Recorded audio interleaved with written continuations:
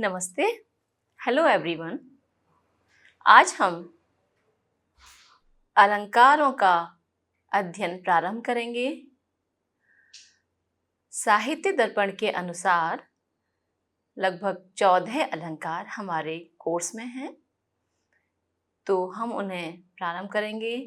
तो सबसे पहले अलंकार की जो व्युत्पत्ति है, तो अलंकार जो शब्द है काव्य में, वह केवल आज ही नहीं, वह वैदिक काल से भी प्रयुक्त होता आ रहा है। तो वेदों में भी, उपनिषदों में भी और ब्राह्मण आरण्य ग्रंथों में भी, सभी में कहीं ना कहीं अलंकारों का प्रयोग अवश्य आया है। तो अलंकार हैं क्या? अलंकार हैं, देखिए, अलम प्लस क्री धातु प्लस घय प्रत्यय करके अलंकार शब्द की व्युत्पत्ति होती है। तो अलंकरोति इति अलंकारः अथवा अलंक्रियते अनेन इति अलंकारः। बेसिकली जो अलंकार होते हैं वह काव्य की शोभावर्धक तत्व कहलाए जाते हैं, अर्थात काव्य की शोभा इनसे होती है, इसीलिए ये अलंकार कहलाए जाते हैं। तो अलंकार जो संप्रदाय है, काव्य में 6 संप्रदाय हैं। अलंकार संप्रदाय है, रीति संप्रदाय, वक्रोक्ति संप्रदाय, ध्वनि संप्रदाय, औचित्य संप्रदाय और रस संप्रदाय। तो जो अलंकार विषयक विभिन्न आचार्यों के मत हैं वो इस प्रकार हैं। हालांकि इसमें अनेक आचार्यों के मत हैं, लेकिन मैंने प्रमुख रूप से कुछ आचार्यों के मतों को यहाँ प्रस्तुत किया है, क्योंकि हमें विषय पर आना है। और देखिए, आचार्य भरत मुनि के अनुसार अलंकारैः गुणैश्चैव बहुभिः समलंकृतं भूषणैः एव चित्रार्थैः तद्भूषणमिति स्मृतम्।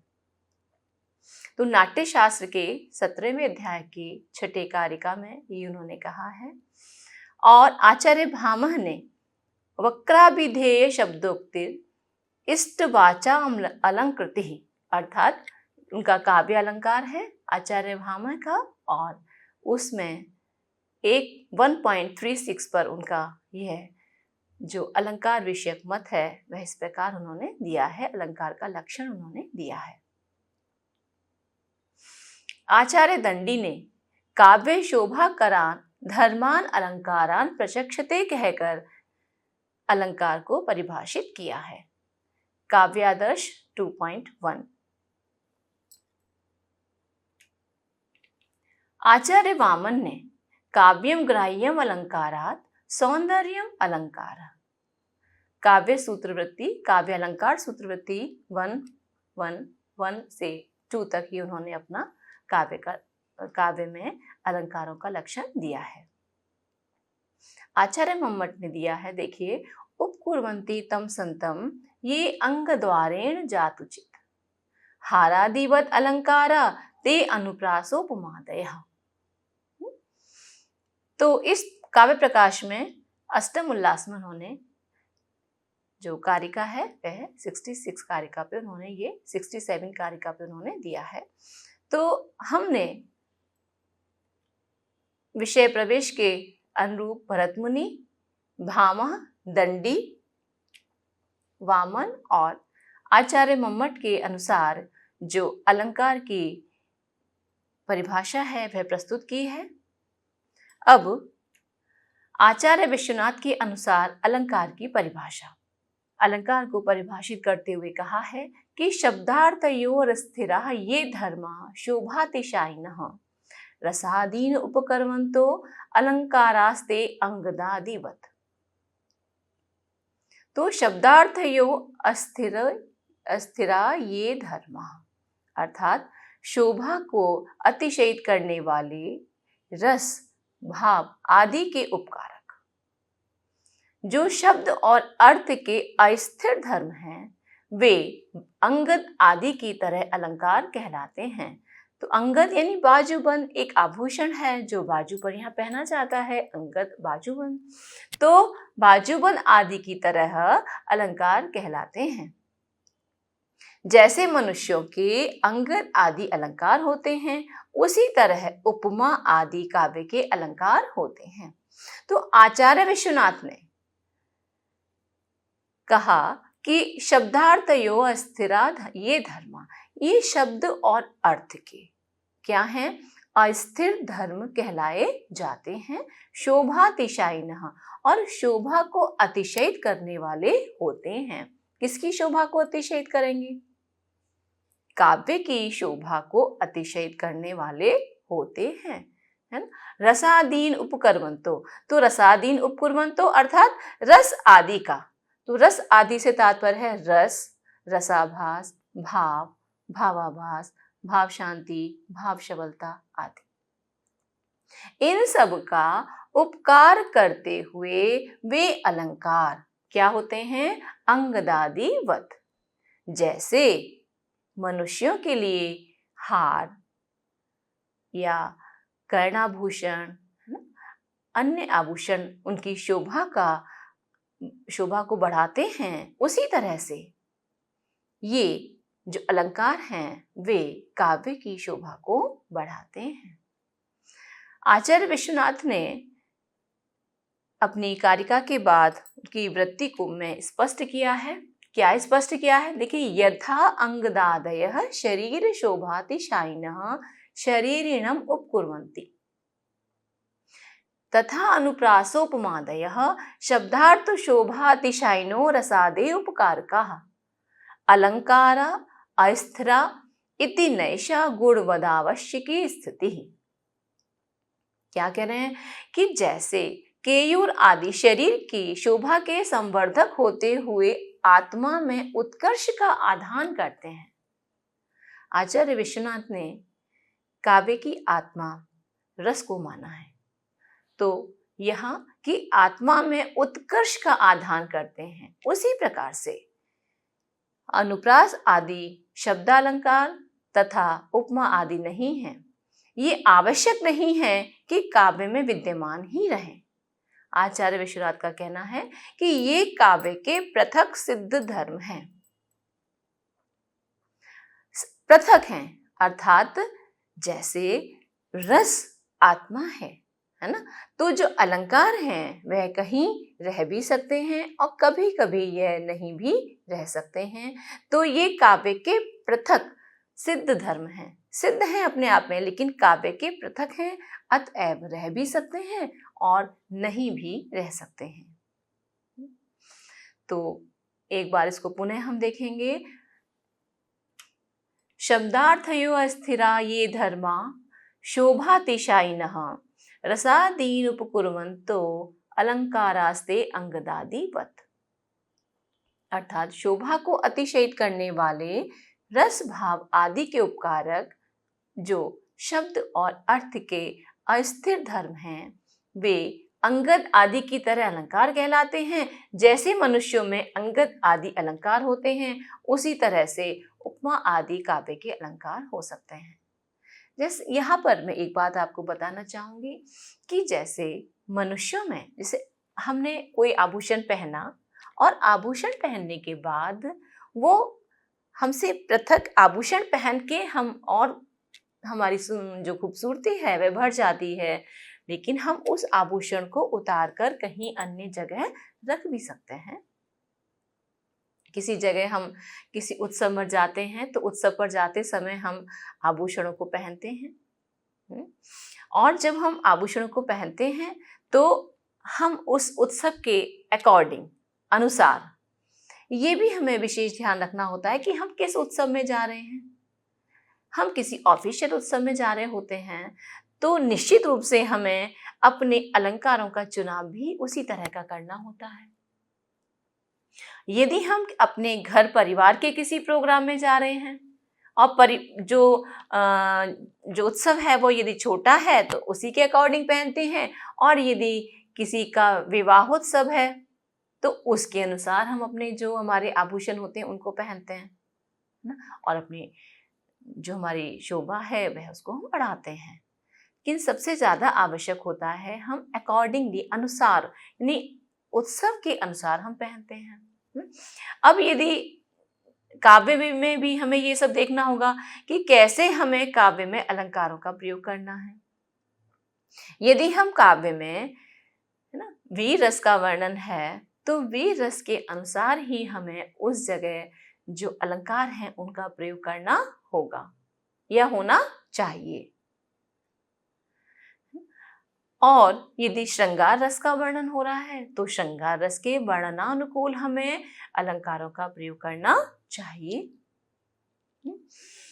और वह जो हैं वह अनेक बार यह आवश्यक नहीं कि उनका आभूषणों का अर्थात अलंकारों का प्रयोग हो ही, है ना, वे सिद्ध धर्म हैं, लेकिन कैसे पृथक हैं, है ना। तो जैसे मनुष्यों में अंगद आदि अलंकार होते हैं उसी तरह से काव्य में उपमा आदि अलंकार होते हैं। ये उसी का वृत्ति थी, मैंने समझा दिया, है ना। इसके आगे हम देखेंगे। देखिए विशेष ध्यातव्य इसमें क्या रहेगा कि अलंकार काव्य के अस्थाई धर्म है। अस्थाई और स्थाई दोनों में अंतर है। जो स्थाई चीज है वह स्थाई धर्म है, वह बिना उसका अस्तित्व नहीं है ना, तो वो स्थाई हो गए। और अस्थाई क्या हुआ कि वह उसके बिना भी कार्य हमारा हो सकता है, उसके बिना भी हमारा अस्तित्व हो सकता है या होता है। तो अलंकार क्या है कि अलंकार काव्य के अस्थाई धर्म है। अब यहाँ पर दूसरा जो ध्यातव्य पॉइंट है वे है कि वे काव्य के शोभादायक तत्व हैं, शोभा को बढ़ाने वाले, शोभा का आधान करने वाले तत्व हैं, न कि काव्याधायक तत्व, अर्थात काव्य आधायक तत्व नहीं है। तो काव्याधायक तत्व अलग होंगे, है? जिससे रस है वह काव्य का आधायक है। लेकिन ये जो अलंकार है वह क्या है, वह काव्य के शोभादायक तत्व हैं। अब तीसरा पॉइंट इसमें विशेष ध्यातव्य में लिखा है कि जिस तरह शरीर की शोभा को बढ़ाकर ही कटक कुंडल आदि अलंकार ये आत्मा को अलंकृत करते हैं, अर्थात किसको अलंकृत करते हैं, जो अलंकार जो धारण करने वाला है आत्मा, वह कौन, काव्य की आत्मा कौन, काव्य की आत्मा रस को अलंकृत करते हैं। उसी प्रकार अलंकार भी शब्द तथा अर्थ की शोभा को बढ़ाकर काव्य का उपकार करते हैं। तो ये अस्थाई धर्म है और शोभादायक तत्व हैं, और शरीर की शोभा को बढ़ाकर जैसे कटक कुंडल आदि अलंकार आत्मा को अलंकृत करते हैं, वैसे ही यह जो अलंकार हैं काव्य में वह शब्द और अर्थ की शोभा को बढ़ाते हैं और काव्य का उपकार करते हैं। अब अलंकार के भेद देखिए। अलंकार जो है वह अभी से पहले बताया कि शब्द तथा अर्थ की शोभा को बढ़ाकर, तो अलंकार के जो भेद हैं वह शब्द अर्थात शब्दालंकार और अर्थ अर्थालंकार। तो शब्द अलंकार, शब्दालंकार जो शब्दों में होंगे, पद से पहचाने जाएंगे, और अर्थ तो जो पहले पूरा पद्य उसमें जो अर्थ हमारा निकल रहा है उस अर्थ के अनुसार उसमें अलंकार वे होते हैं। तो अलंकारों को दो भागों में विभाजित किया गया, शब्दालंकार और अर्थालंकार। देखिए शब्दालंकार, तो शब्दालंकार प्रमुख रूप से साहित्य दर्पण में 5 बताए गए। अनुप्रास अलंकार, यमक अलंकार, वक्रोक्ति अलंकार, श्लेष अलंकार और चित्रालंकार। तो अनुप्रास अलंकार के 5 भेद बताए गए हैं, यमक अलंकार के भेद बताए गए हैं, वक्रोक्ति अलंकार के भेद हैं और श्लेष अलंकार के भी भेद हैं। चित्रालंकार में मूरजबन आदि इसके भी भेद होते हैं। और एक वहीं पर जो प्रहेलिका है उसको, प्रहेलिका को अलंकार नहीं माना गया है, प्रहेलिका को केवल प्रहेलिका मानकर वहां रखा गया है और उसे अलंकारों की श्रेणी में नहीं लाए हैं। अब इसके बाद अर्थालंकार। तो अर्थालंकार में देखिए जो साहित्य दर्पण में दिए गए हैं वो एक दृष्टि में हम सारे अलंकारों के नाम पढ़ लें, सिर्फ यह सोचकर कि हमें पता होना चाहिए कि ये कौन कौन से अलंकार हैं, या अर्थालंकार में कौन कौन से अलंकार आ रहे हैं। यह सोच करके मैंने सारे अर्थालंकारों की एक सूची आपको यहाँ प्रस्तुत की है। जैसे मैंने शब्दालंकार की सारे आपके सिलेबस में नहीं है, एक सूची पूरे नाम दे दिए इसमें, ऐसे ही ये मैंने अर्थालंकार के देखिए उपमा अलंकार, स्मरण अलंकार, उपमा अलंकार के अनेक भेद हैं, अनन्वय अलंकार भी उसी में आ जा रहा है, मालोपमा भी उसी में आ जा रहा है। तो उसमें कई भेद हैं, लेकिन यहाँ पर सिर्फ मैंने उनके नाम, जैसे प्रमुख रूप से उपमा अलंकार का नाम दिया है, यहाँ मैंने उनके भेदों के नाम इस सूची में नहीं दिए हैं। जब ये अलंकार पढ़ाया जाएगा, ये जो अलंकार पढ़ाए जाएंगे उस समय उनके भेदों के नाम भी स्पष्ट किए जाएंगे। तो प्रथम दृष्टया कौन कौन से अलंकार हमारे यहाँ हैं उनके नाम की मैंने सूची यहाँ प्रस्तुत की है। उपमा अलंकार, स्मरण अलंकार, रूपक अलंकार, परिणाम अलंकार, संदेह अलंकार, भ्रांतिमान अलंकार, उल्लेख अलंकार, अपहनुति अलंकार, निश्चय अलंकार, उत्प्रेक्षा अलंकार, अतिशयोक्ति अलंकार, तुल्य योग्यता अलंकार, दीपकम दीपक अलंकार, प्रतिवस्तुपमा अलंकार, दृष्टांत अलंकार, निदर्शना अलंकार, व्यतिरेक अलंकार, सहोक्ति अलंकार, विनोक्ति अलंकार, समासोक्ति अलंकार, परिकर अलंकार।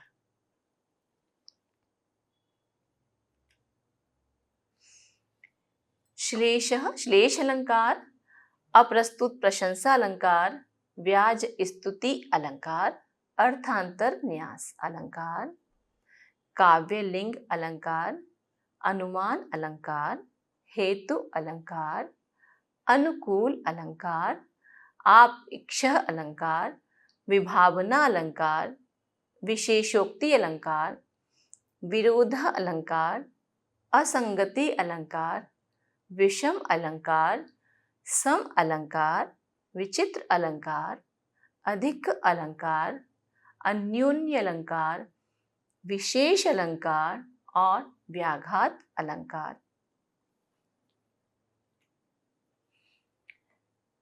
कारणमाला अलंकार, माला दीपक अलंकार, एकावली अलंकार, सार अलंकार, यथासंख्य अलंकार, पर्याय अलंकार, परिवृत्ति अलंकार, परिसंख्या अलंकार, उत्तर अलंकार, अर्थापत्ति अलंकार।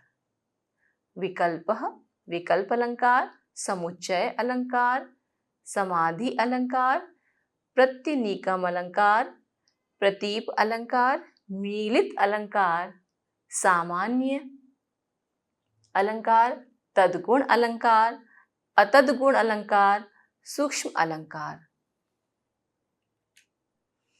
व्याजोक्ति अलंकार, स्वभावोक्ति अलंकार, भाविक अलंकार, उदात्त अलंकार, रसवदादयः अलंकाराः। तो रसवद आदय यानी जो भी हमने रस के समान अन्य इसमें वो हैं, इसमें कई सारे हैं, तो वो रसवदादय अलंकारा। और भावोदयाद है ना, भावोदयाद अलंकारा, इसमें भाव के अनुसार अलंकार हैं कई। संसृष्टि अलंकार और संकर अलंकार, कहीं कहीं संसृष्टि संकरा मिला के लिखा हुआ है, किन मैंने इसको संसृष्टि अलंकार और संकर अलंकार को अलग अलग लिखा है। इस तरह से आचार्य विश्वनाथ ने 68 अर्थ अलंकार माने हैं और 5 शब्दालंकार माने हैं। तो शब्दालंकार और अर्थालंकार आपको एक सामान्य रूप से समझ में आ जाए कि ये कितने हैं। इसलिए सबसे पहले आचार्य भरत मुनि ने केवल 4 ही अलंकारों को माना था। उपमा अलंकार, रूपक अलंकार, दीपक अलंकार, उत्प्रेक्षा अलंकार। और देखिए उसके बाद ऐसा नहीं कि अन्य आचार्यों ने केवल यही माने हों, 68 माने हों, इसकी भी कैटेगरी है। ये भी बहुत सारे अलंकारों की जो संख्या है वह कहीं कहीं तो 100 से भी ऊपर हो जाती है। और साहित्य दर्पण में केवल 68 अलंकार माने गए हैं। 68 अर्थालंकार हैं और 5 शब्दालंकार हैं। ठीक है, इनके भेद प्रभेदों की गणना यहाँ पर नहीं की गई है, ये मैंने पहले ही बताया। भेद प्रभेद के बिना ही केवल मूल जो अलंकारों के नाम हैं वो यहाँ पर प्रस्तुत किए हैं। अब आप लोग सोचेंगे इतने अलंकार हैं तो हैं तो, लेकिन आपके सिलेबस में बहुत जो प्रमुख अलंकार हैं वह ही दिए गए हैं। देखिए अध्येय अलंकारों की सूची। तो जो अध्येय अर्थात आपके सिलेबस के अकॉर्डिंग है वह केवल थोड़े ही अलंकार हैं। तो उसमें कुछ शब्दालंकार लिए हैं और कुछ अर्थालंकार लिए हैं। तो जो शब्दालंकार लिए हैं वो है अनुप्रास अलंकार, यमक अलंकार और श्लेष अलंकार। ये तीनों अलंकार जो हैं वो शब्दालंकार हैं। देखिए यहाँ पर एक बात और मैं बताना चाहती हूँ कि जैसे हमारे अलीगढ़ मुस्लिम यूनिवर्सिटी में ये वाला जो पेपर है ये बीए के अनुसार है, अर्थात ग्रेजुएट लेवल पर है। साहित्य दर्पण को ग्रेजुएट लेवल पर रखा हुआ है और पीजी में, पोस्ट ग्रेजुएशन में काव्य प्रकाश है, काव्य प्रकाश के अनुसार, और काव्य प्रकाश उसके जो अलंकार हैं वो काव्य प्रकाश के अनुसार में हैं। अब यहाँ पर एक जो प्रमुख बात मुझे आप सबको बतानी है वो ये है कि जब हम स्नातक डिग्री के लिए ये पढ़ते हैं, स्नातक उपाधि के लिए ये पढ़ते हैं, तो थोड़ा समय भी कम है हमारे पास कि कैसे हम उतने समय में इसको पूरा कर पाएंगे, क्योंकि ये यूनिट एक यूनिट के अंतर्गत है। अब एक यूनिट कितने नंबर की है? 20 नंबर की है या 25 की है, वो उसके सिलेबस के अकॉर्डिंग हम देखेंगे।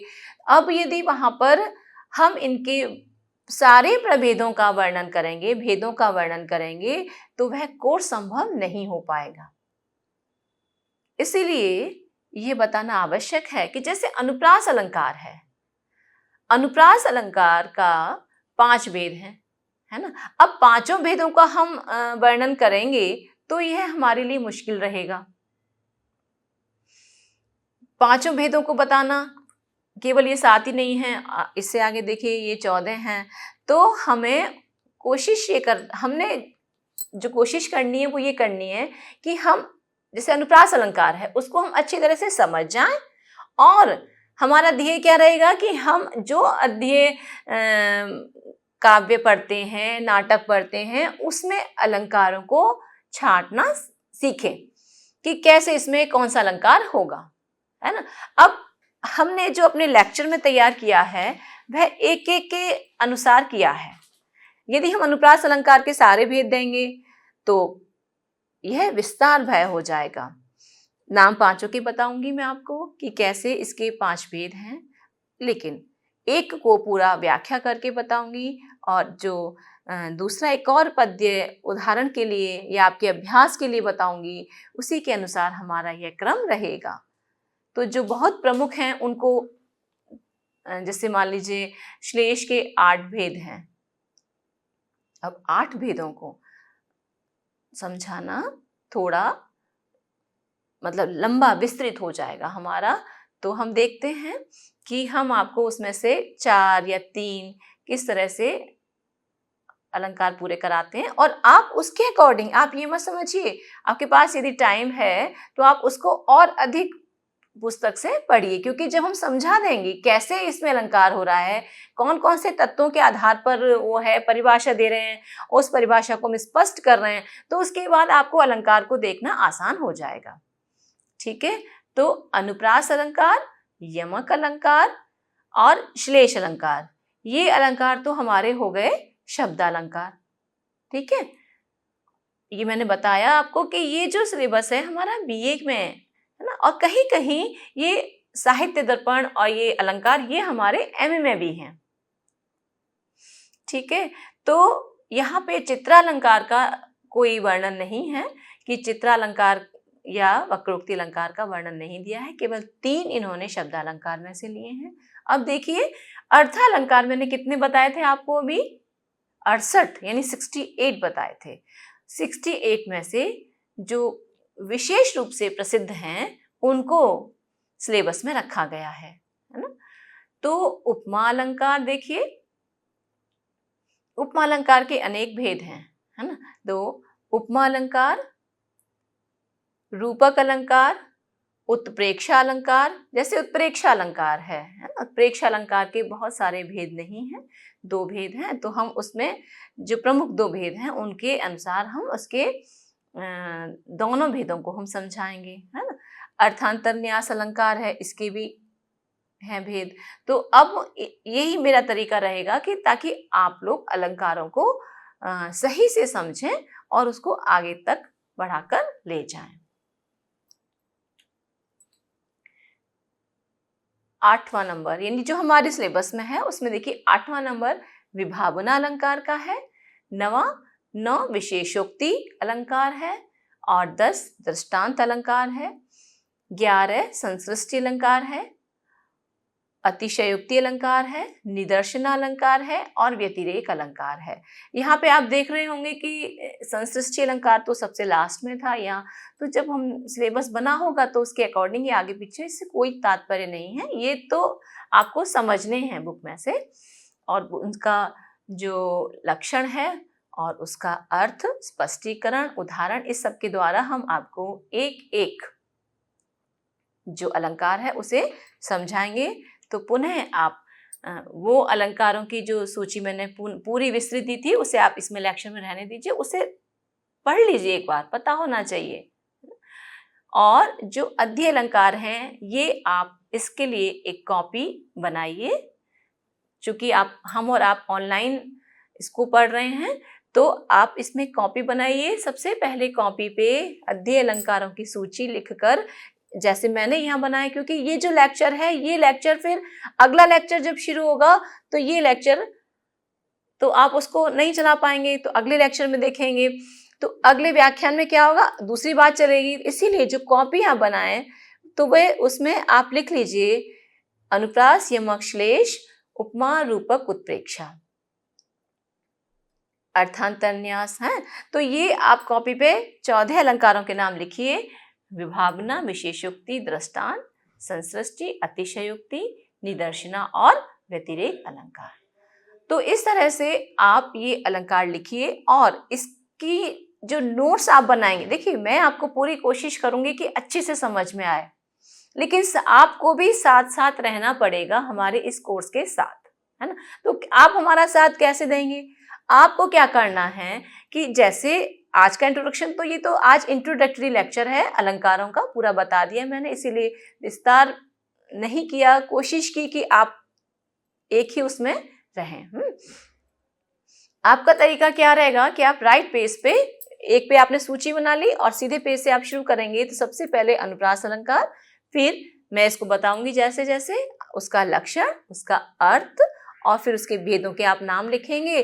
फिर आप उदाहरण में जो भी आपको एक उदाहरण देना है उसमें आप लिखेंगे और फिर उसका स्पष्टीकरण देंगे। एक एक करके हम इसको कराएंगे और आपने उसको कॉपी पर करना है, लिखना है और लिखने के अकॉर्डिंग उसको, ताकि बाद में आपको, भले ही हम ऑनलाइन ये पढ़ा रहे हैं लेकिन बाद में आपको ये ना देखना हो कि लेक्चर में कैसे था, आप अपनी कॉपी से पढ़िएगा, क्योंकि जो लिखा है वह हमेशा अमर रहता है। तो आप बोलने के बाद जब आप लिख लेंगे वो आपके लिए बेस्ट रहेगा।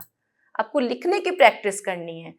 मैं अपने स्टूडेंट्स को ये बता दूं कि जो भी हम पढ़ाई कर रहे हैं, है ना, ये आपके एग्जाम में आपको बोल के नहीं करना है ना, आपको कैसे दिखाना है, परीक्षा कैसी होनी है आपकी, लिख के होनी है। तो जब आप तैयार करेंगे लिख के, तभी आप वहां पर अच्छा लिख पाएंगे, सही लिख पाएंगे और जितना पूछा गया है उतना लिख पाएंगे। तो आपको आप भले ही ऑनलाइन लेक्चर देख रहे हैं और सुन रहे हैं, लेकिन आपको साथ साथ मेरे लिखते जाना है। तो कल जो मैं लेक्चर लूँगी उसमें आप कोशिश कीजिएगा आप नई कॉपी और एक पेन के साथ बैठें ताकि उसको आप लिखें, और मान लीजिए बाद में भी आप उसे करें तो आप बाद में भी देख के, लेकिन से जिस दिन जो पढ़ाया जा रहा है उसी दिन साथ साथ यदि आप लिख लेंगे तो आप बिल्कुल भी पीछे नहीं रहेंगे और आपको ये इसमें अलंकारों का अध्ययन करने में बहुत आनंद की उत्पत्ति होगी। जो हमें मुश्किल लगती है अलंकार, हम कैसे छांटें, पद्य में कैसे अलंकार हैं, कैसे पता चलेगा इसमें क्या है, तो जब आप ये पूरा पढ़ेंगे देखेंगे तो निश्चित रूप से आपको अलंकारों की समझ बढ़ेगी और आप अलंकारों को करना सीख जाएंगे। धन्यवाद।